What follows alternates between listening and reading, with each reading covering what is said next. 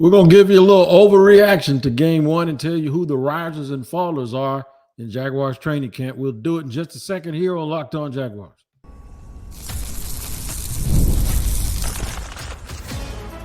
You are Locked On Jaguars, your daily Jacksonville Jaguars podcast. Part of the Locked On Podcast Network, your team every day. We sure are your team every day here on Locked On Jaguars, and we thank you for making us your first listen. Glad you could join us today for the show and the episodes that you could also find over on YouTube. Yeah, it's over on YouTube at the Locked On Jaguars YouTube page. Make sure you head over there, hit the like button, hit the subscribe button. I got to 7,000 subscribers or subs, so thank y'all very much. And then make sure you hit that bell so you receive a notification each and every time we drop an episode. Also, wherever you listen to your podcast, make sure you check into that location each and every day so you do not miss an episode of the Locked On Jaguars podcast. And today's podcast is brought to you by LinkedIn. That's right, LinkedIn Talent Solutions, man. If you have a small business, LinkedIn Jobs helps you find qualified candidates you want to talk to faster. Post your job for free at linkedin.com/locked on. That's linkedin.com/locked on. NFL, Locked On NFL, correction, to post your job for free. Terms and conditions apply. Yeah, make sure you hit linkedin.com/locked on NFL, all one word. Shout out to the everydayers who make us their first listen every single day and make us a priority. And you can be an everydayer too. All you got to do is do the same thing like my man Josh, who's in the Navy. Josh is from Indiana. He's currently in Jacksonville serving in the United States Navy. And he yelled my name today and told me he was an everydayer at practice. We want him to know that we appreciate him and all of you who listen to Locked On Jaguars. All right, let's get to it. We will, in segment number 3, discuss the joint practices that will happen later on this week. We'll touch it today and tomorrow because then they actually happen Wednesday. So we'll talk to you about what we see out there with the Bucs, the Tampa Bay Bucs coming to town. They're also this weekend's opponent. It's also significant because Doug Peterson said that he had previously told us that since they're having a tough physical week doing joint practices, that they probably won't play the starters much or if at all come this weekend. So there's going to be a lot of significance to what we see in those practices. Risers and fallers heading into preseason week 2. That is a big deal. A big deal. It's a little premature on our part. It's also going to be a little bit of guesswork on our part, but we're going to use a lot of things to reason why we come up with the things that we come up with. So hang in there with that. Game 1 overreaction comes first, though. I was all giddy. If you saw my postcast this past weekend, I was very, very giddy about the Jaguars, how they looked, how they were able to transfer some of the things from practice to an actual game in front of the fans in the stadium. And also, and this is very important, how they seemingly fixed or where they were in fixing some of the things that really ailed this team last year. If ailed is a word, A-I-L-E-D. My grandma used to say that, so I'm going to say it to y'all. And I clear my throat a little bit. But all of those things, the things that they talked about in the offseason, were they able to come out and do them? Let's go through it. They talked about being able to block better in the run game. No, weren't able to do it. However, they have 2 guys who were not in the starting lineup, Ezra Cleveland at left guard and Anton Harrison at right tackle. So we got to give them a little bit of grace on that, and hopefully those things will improve. Not turning the ball over by quarterbacks. That was a thing, especially Trevor. He didn't play very long, but he did not turn the ball over and took a sack when he probably shouldn't have on 4th down. But hopefully those things will be fixed up and corrected. I said I wanted to see a kicker who had the ball come flying up off of his foot. That happened too. So wide receivers were getting open. Guys were getting deep. They were throwing the entire route tree. Those are all very, very good things. I wanted to see Parker Washington and Tank Bigsby. Y'all heard me Saturday night, right? I saw them. Y'all saw them too. And they are doing a really, really good job. Ventrell Miller and Chad Muma, I mentioned them. All is well in that respect. I also wanted to see Yasir Abdullah got a tackle, and then a sack on the very next play to get the team off of the field. That was a very good look by him, and that was in the first quarter as well. So that also speaks volumes as to where they see guys and how they're giving players opportunities. I think he was in on like the second drive of the game as well. Good things from him. The defense. The DBs were closer. Doesn't mean they made plays on the ball, especially in the first drive, but they were closer to the wide receivers. Before, guys were running wide open. That didn't happen. They were in the area to make plays. I'm thinking that with a little bit more time, getting used to the system, getting used to each other, and figuring out what it is you can do, that they'll get even closer and then start making more plays. Run defense, didn't work. Not for me, not with the early units anyway, against the ones for KC. KC has, from guard to guard, they're as good as anybody in the league.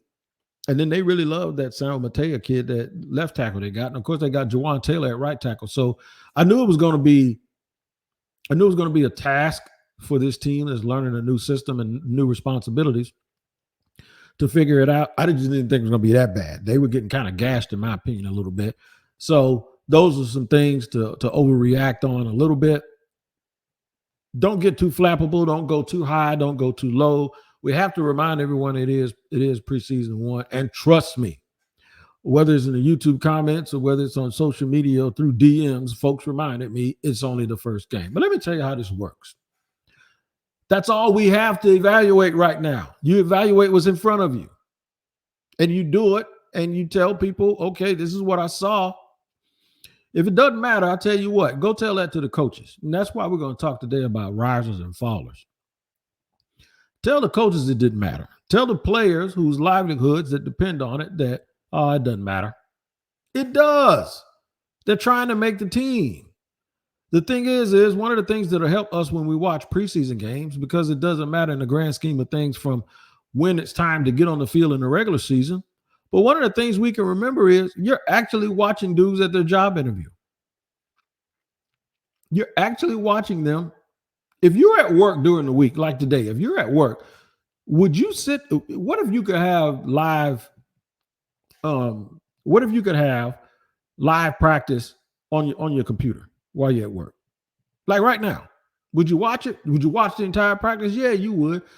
Start looking at the preseason game that way. Start looking at the preseason game as I get a chance to watch them at a real live job interview. And then you probably would realize that it's okay to evaluate these things. But we know there's a long way to go. Doesn't really matter until you get into the regular season. I didn't hear anybody complaining about Press Taylor all weekend, so that's a good thing. I think people actually like the flow and the way that the plays were called. But once again, now that is something that you could look at and say, okay, it's a little bit vanilla right now. It's a little too early. But we're going to get into the risers and the fallers. One thing that happened over the weekend, Tashaun Gipson was re-signed by the team to a one-year deal. He's been here before. He was a part of Jacksonville in 2017. Free safety, strong safety, can do it all, can play anywhere you need him to play back there. Why sign him now? And do I believe he's going to make this team? First of all, he has to serve a 6-game suspension. After that, he's on the roster. He's not the kind of player you go out and bring in who already has a 6-game suspension and you just bring him in for giggles. No, they brought him in to learn the scheme and get used to things now and to be in the building and learn a whole bunch of stuff because they're going to use it. Why is that important? Is it because of Dewey Wingard? Well, they brought Adrian Amos in last week. They have other veterans on this team like Trey Flowers and Terrell Edmonds. They have a bunch of other guys, right? They still have Antonio Johnson, okay, on this team. So you wonder, why would they do it? I'll tell you why they do it. And they signed Darnell Savage, who can play all over at the safety spots. I'll tell you why they did it. They did it because they see something they don't like. And they probably think, if we're going to make a good, solid playoff run, we got to get another guy. And he's available. And when we start to make that run, he'll be here. I'm going to emphasize more on that. And then I'm going to talk about some players who probably didn't help themselves the other night, and they really have to step up this week. We'll do all of that in just a second here on Locked On Jaguars.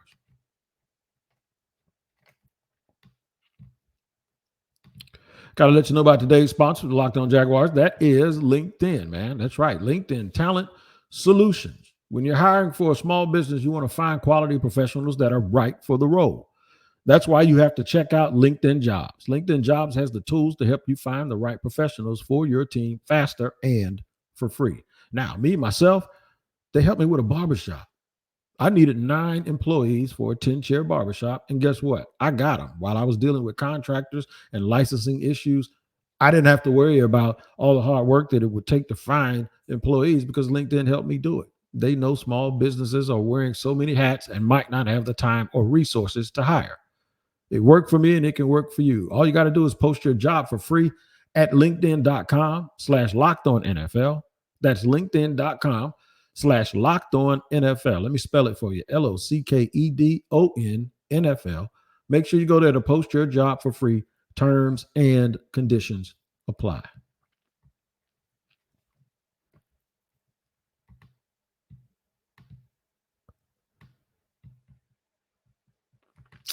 All right, segment number 2 here on Locked On Jaguars, where it's your team every day. We thank you for making us your first listen.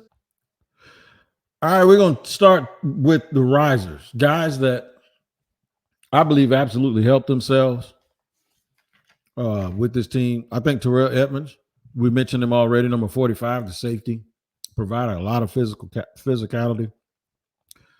Sent some boom shots to some guys from KC the other day. I thought he played very, very well. The only thing with Terrell Edmonds is when he was playing, I don't know if he was playing against, in fact, I think he was playing against the reserves.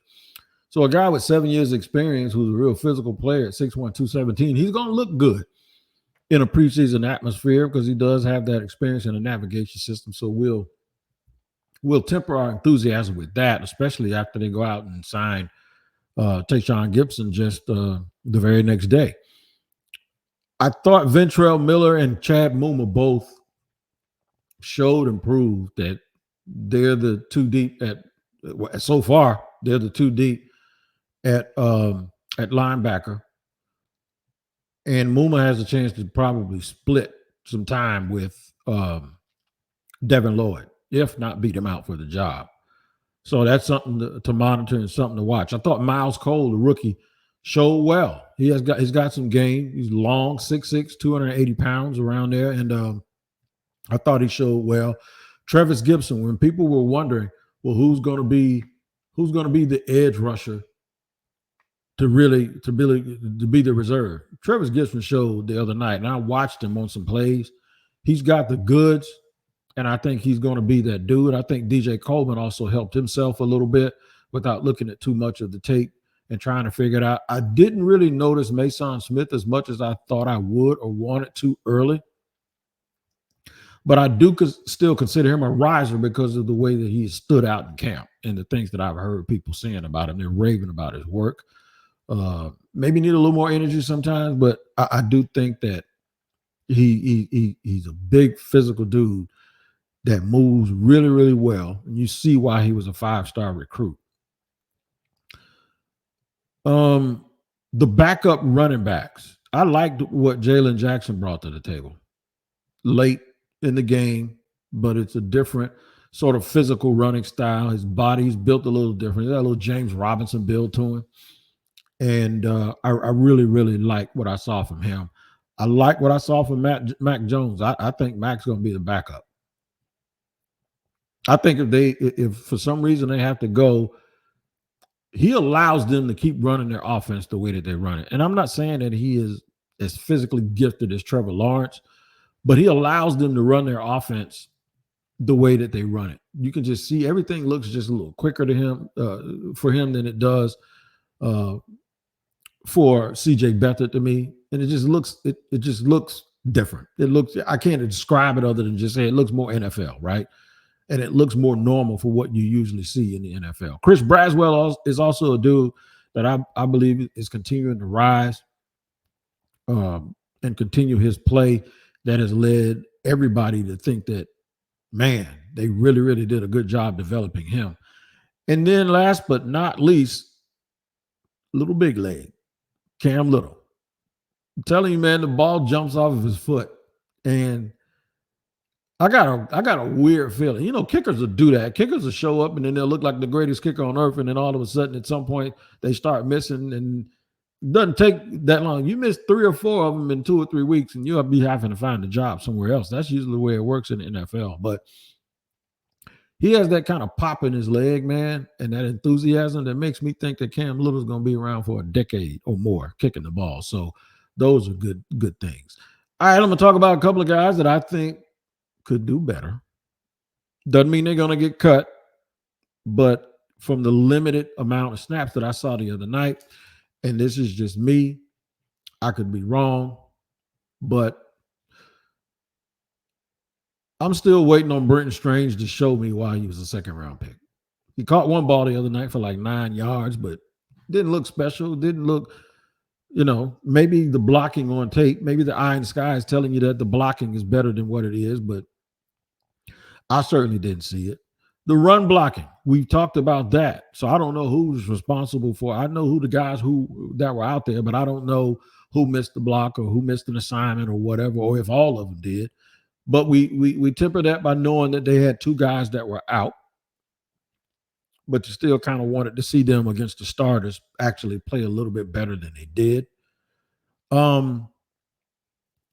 With the receivers, I forgot to mention Parker Washington and Devin Duvernay as risers. Those guys did a really, really good job. And then later on in the game, Elijah Cooks did really, really well. And of course, BTJ, everybody knows, and Gabe. Christian didn't really get in on the action, but I think you're now seeing about 7 wide receivers. In camp, they all kind of look the same, but you really pay attention to the rotation and then guys whose numbers got called and how they played when their numbers got called. Yeah, I think who 7 are, and if they're going to, the question becomes whether they keep 6 or 7. In terms of the offensive line, I just saw one bad play from Walker Little, and I said, "Come on, Walker Little." So I don't know if he played bad all game, but I always said with offensive linemen, it only takes one play to screw everything up. It only takes one play for everyone to say, "Dang it, I saw that," and that's what happens. You can play well all game and give up a sack in a critical situation or a hold in a critical situation, and people like me are going to talk about it. But I was looking for him to be really, really good and do a little bit better, and I just did not see it. So more risers than fallers. Montague Brown did a pretty good job and held things down the other day. Jarian Jones played limited snaps, but he was also physical, got in and made some tackles. We haven't seen Darnell Savage yet. Didn't hear much from Andre Sisco, but that's good. When you don't hear much from a guy, that's perfectly fine. The one I'm a little bit concerned about is Antonio Johnson. And I'm concerned because when we came into camp and people were saying, where's Antonio Johnson? Because Dewey Wingard, who's actually injured right now, was out there and Johnson wasn't. And a lot of people assumed that Antonio Johnson was going to play ahead of Dewey Wingard based on the way the season ended last year. And then he didn't. And then when Dewey got hurt, they went out and signed a veteran in Amos. And then this week after game 1, which was pretty uneventful for Johnson, they went out and signed Tashaun Gipson. It tells me that Mr. Johnson might be not necessarily in danger of missing the roster, but it tells me that they're probably not as happy or don't want to risk him being in that position and having to do too much too early. Because if that second-year player was what you thought he was, they wouldn't be going out here getting these other dudes. I just don't believe that. Not at this point in camp. If you want to take Tashaun Gipson, you could have got him 2 weeks ago. But they decided to do it now, and I think it's because of what they're looking at. So my conclusion with that is, even though he played early last year and he flashed, I think what they ran last year, he was more conducive to his talent and it fit him better, and it was more similar to what he ran at Texas A&M, where he's a little bit of a hybrid and he kind of played close to the line, where now he's going to really be in a lot of space. You got to have that navigation system. You got to have that natural instinct to play in space and see things. And maybe they're saying he's not quite ready yet. Doesn't mean, like I said, they're going to give up on people, but it just doesn't seem like they're ready to risk him being a starter Because I'm going to tell you right now, that's exactly who teams would circle and try to attack. It would be him. So maybe by having other veterans around and other veterans on the roster, waiting for Dewey Wingard to get back, they'll have an insurance policy that inexperience won't be the thing that takes them out when they are trying to field this team. I'm going to tell you some of the important things I want you to look for this week during the joint practice sessions with the Tampa Bay Buccaneers. And one of them is the physicality of the offensive lines. It sounds like they're going to do some pushing around. I want both sides of the line to win because they just have to. There's going to be a task now. We're going to see what Mitch Morse is all about because he got Vita Vea lining up in front of him. He's one of the best defensive tackles in the league. So we'll discuss that and more. Third and final segment on Locked On Jaguars.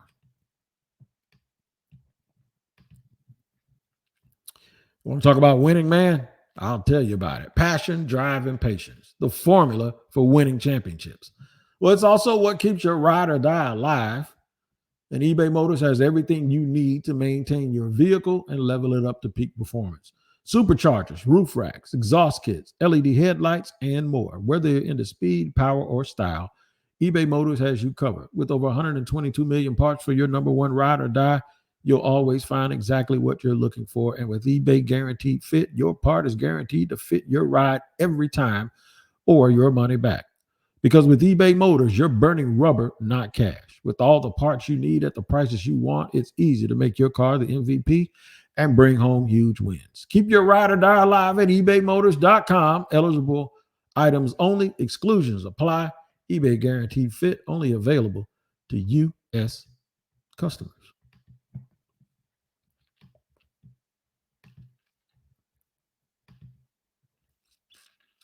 Okay, y'all, third and final segment here on Locked On Jaguars. We're at your team every day. We thank you for making us your first listen today. For your second listen, enjoy the Locked On Fantasy Football Podcast.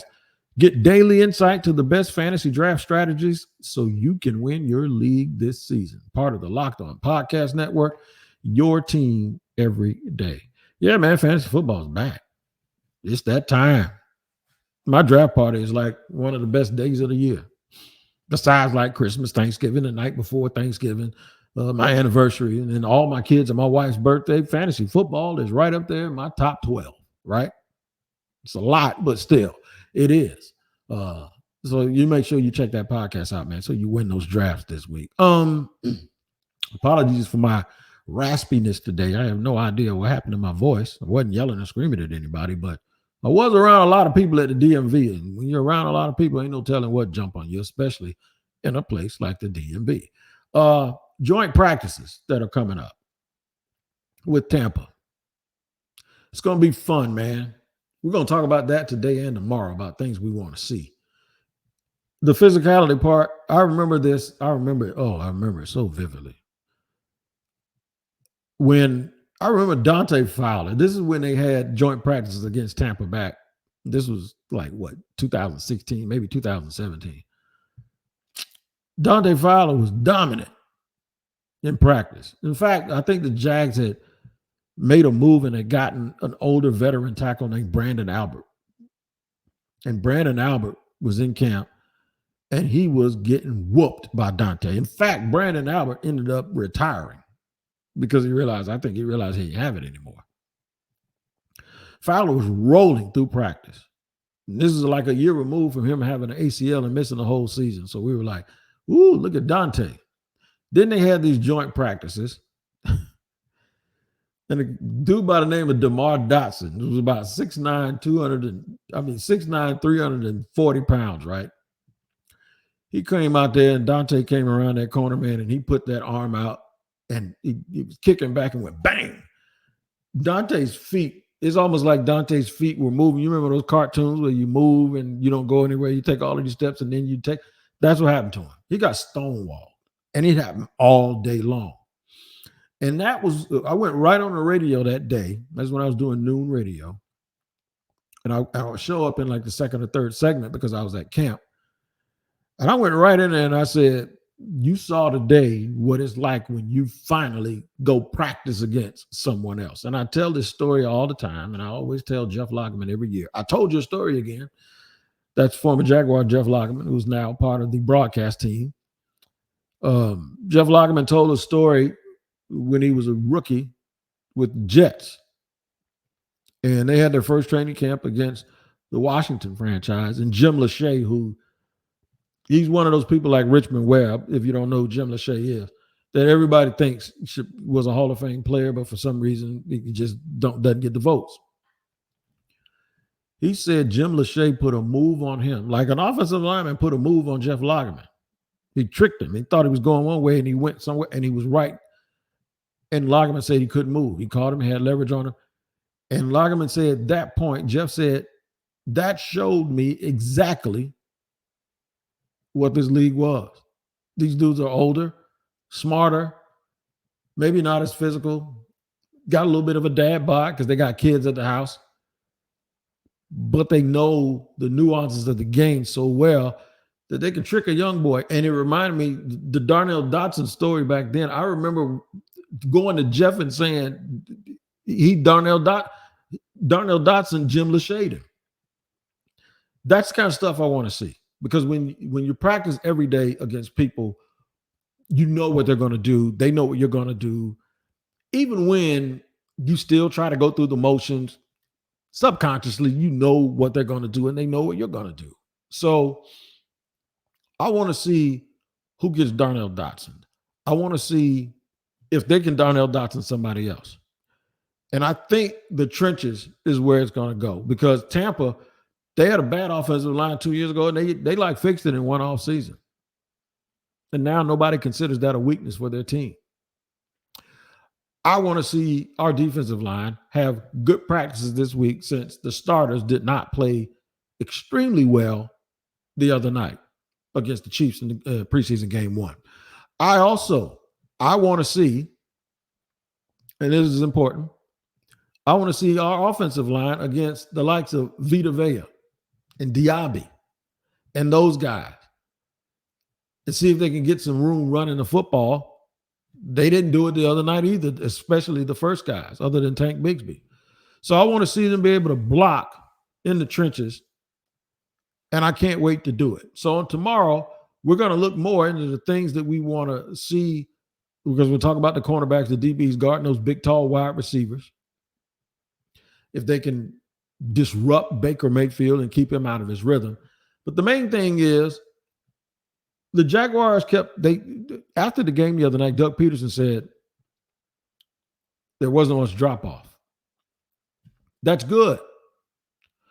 But I hope it's not a lot of drop-off, because the backups are competing at a high level, as opposed to it not just being too much of a difference between those dudes you paying a bunch of money and those backups, because there should be a difference. So we're going to make sure we dissect that tomorrow and make sure that we get all that meat off the bone, so you know exactly what they're saying and how we feel about what they're saying. Right now, I'm going to tell you that you need to make Locked On Fantasy Football Podcast your second listen. Get daily insight to the best fantasy draft strategies so you can win your league this season. You can find the link to Locked On Fantasy Football in the descriptions, so you don't need to search. Part of the Locked On Podcast Network, your team every day. You guys take care of each other. I'll be back at camp tomorrow, and we'll give you all I got. We'll record a little bit earlier tomorrow. They started a little bit late today, but we'll be there a little bit early tomorrow. So we'll be recording a little bit earlier tomorrow. But we will be recording. You guys take care of yourself. Make sure you do that, and I'll do the same when I see you here tomorrow on Locked On Jaguars.